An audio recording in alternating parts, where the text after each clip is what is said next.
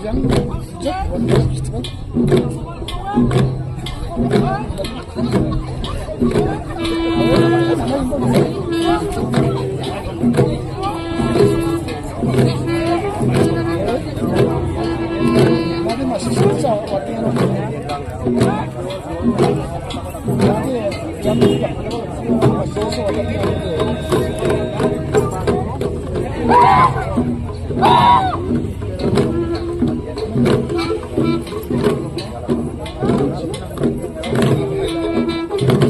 second enactment is Salamka or greeting, where the dancers, represented by the female dancer, greet those present around them in a loving gesture. Kenipa troke penekani yang salam ka, jeyo, wangala ko troke parang, sambengo, ketsio, aruamang ko dungbul pa, mandirang ko, mandira be salam ka inga.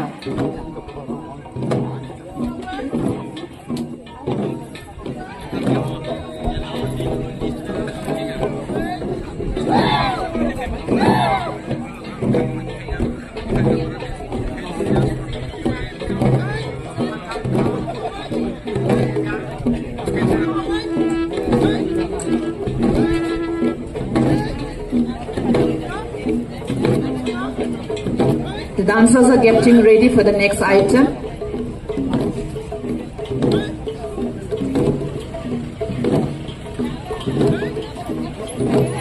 I think we should take special note of the rhythmic beating of the drums and the feet movement.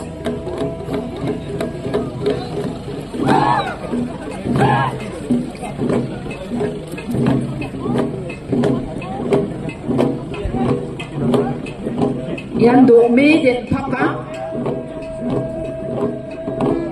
jeo normal rang pantirang ni dome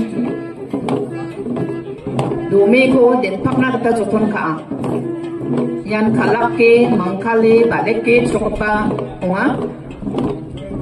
This one, as I've already narrated before, is an enactment in a very playful way of the damsels trying to pluck away the head plumes, the feathers that are worn by the male dancers.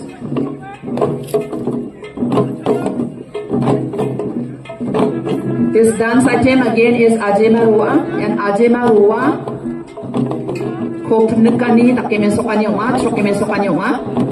Ajema, let me remind each one of us again, is a bird that is said to have inspired the Garos with some of the dance steps. To the Ajema bird, we owe some of the dance steps that we are performing today.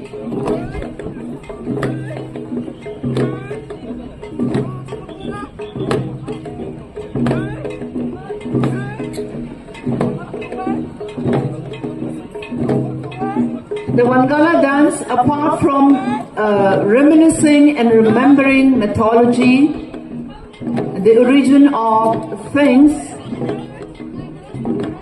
also follows meticulously the agricultural cycle followed by the Garos.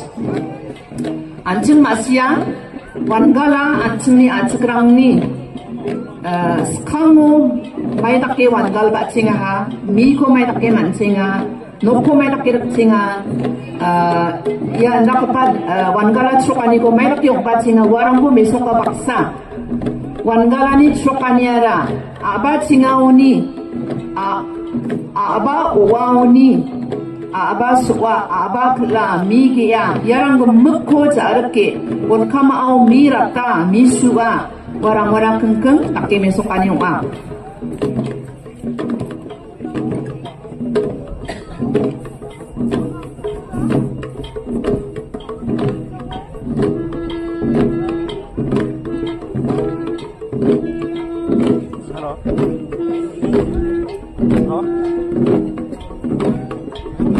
This is sowing of paddy in the June field. mi giani kwansana takip na kinga yano.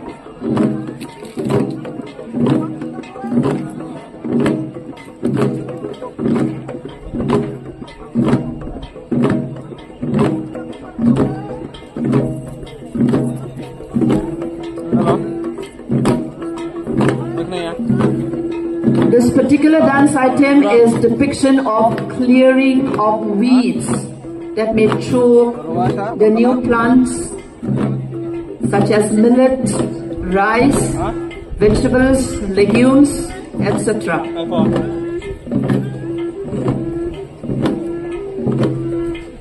Very quickly we are moving on to harvest, where the dancers are depicting cutting of paddy, which also stands for harvesting of other items of agriculture, other products of agriculture. Mira pa kwansna nakimi sa pangahan. Yan mi nakka.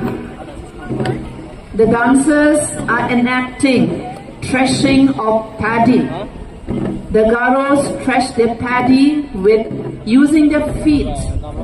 This is a very traditional method without use of any technology, which is very effective, and it also brings the people close to the products that they have planted. And this is followed by dehusking, or we sometimes say pounding of paddy. This act separates the paddy from the chaff, enabling the agriculturists to enjoy the fruit of their hard labor. This particular action is an enactment of, an action of separating the chaff from the rice. This, I think, is very unique, a practice to the Garos. I'm not very sure whether other tribes practice it. This is called mikiroka.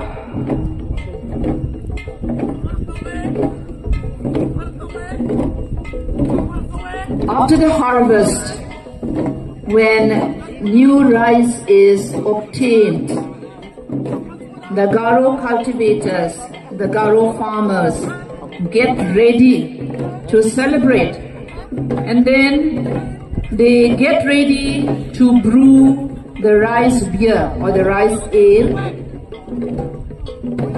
and then they let it get ready, they let it get fermented for some time, letting it sit for a while to let the chemicals and the bacteria work their own way so that the rice ale is fermented.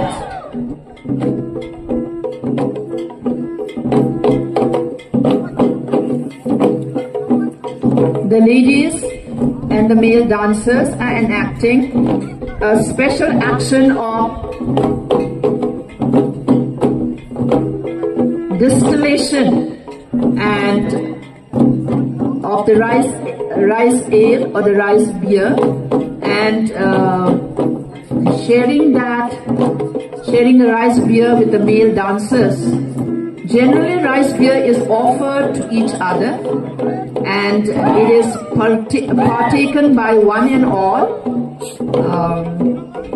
Although there may be occasions of bacchanalia or drunkenness, generally it is done in good spirit, in a positive spirit, in a spirit of sharing, and all in the name of harvest, all in the name of sharing, all in the name of hope for good things to come.